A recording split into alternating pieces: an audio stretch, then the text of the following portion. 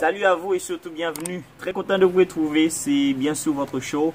Le show que vous appréciez, Friendler Polinis et Sapiens Pierre. Safran Show. Bonjour Sapiens. Bonjour Monsieur Polinis et bonjour à vous les abonnés. Très content de vous retrouver. Et on est là pour un show tout à fait spécial. Pas comme les autres. Ah oui, c'est tout à fait spécial. Comme vous n'avez qu'à remarquer, nous sommes en plein air aujourd'hui pour vous présenter cette vidéo tout à fait extraordinaire. Et cette vidéo va parler sur histoire et précisément notre histoire, l'histoire de notre pays, notre cher Haïti. Et vous allez voir comment, quand vous avez un objectif, il faut continuer à lutter. Pourquoi? Oui, Monsieur Polinis, quand vous avez un objectif, il faut se battre. Pourquoi? Parce que tout changement est difficile au début, très compliqué au milieu et magnifique à la fin, disait Robin Sharma. On va voir ça ensemble. Comment changer l'ensemble des choses qui se paraissent inacceptables dans la situation non voulue? Comment s'en sortir?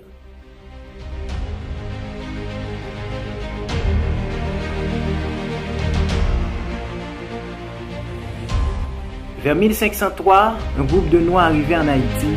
Ces Noirs venaient des côtes d'Afrique sur des bateaux appelés négriers, où ils étaient enchaînés, entassés les uns sur les autres. Souffraient de faim durant le trajet, éloignés de leurs parents, leurs familles et condamnés pour toujours à l'esclavage. On les transportait dans la colonie pour assurer les travaux les plus fatigants et presque sans repos, tentaient à changer l'ordre des choses. En se rebellant, se faisant marron malgré qu'ils savaient le sort qu'ils ont réservé, mais cela ne leur servait pas de barrière.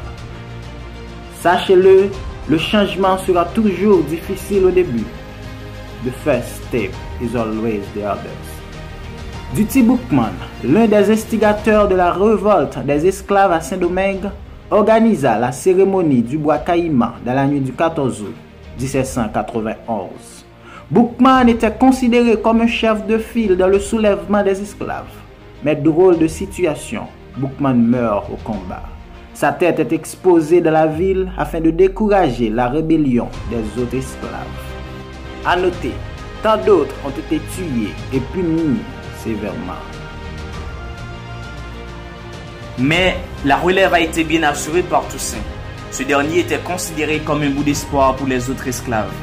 Le grand Toussaint a été arrêté par traîtrise. On l'a transféré à Fort-de-Joux en France. Faisant cette déclaration célèbre, en me renversant, on a battu à Saint-Domingue que le tronc de l'arbre de la liberté. Mais il repoussera car ses racines sont profondes et nombreuses. Humilié dans un cachot à Fort-de-Joux, il a rendu l'âme le 7 avril 1803. Malgré la complication des choses, les esclaves ont continué la lutte, ayant pour leader le valeureux Jean-Jacques Dessalines qui nous emmène vers notre indépendance après la sortie victorieuse de la bataille de Vertières en date du 18 novembre 1803. La situation a été douloureuse au début, très compliquée au milieu, mais à la date du 1er janvier 1804, elle devient magnifique. Pour certains, ces nègres-là étaient considérés comme des idiots, mais ils ont défié l'humanité en brisant le système esclavagiste. Alors, Monsieur Polinis, on doit encourager nos chers abonnés à être persévérants, à avoir la foi et à être courageux. Alors oui, ces qualités-là sont vraiment indispensables pour arriver au sommet. Ça a été pour nous un plaisir. C'était votre ami Friendler Polinis et Sapiens Pierre, votre show. Je vous dis merci. Au revoir.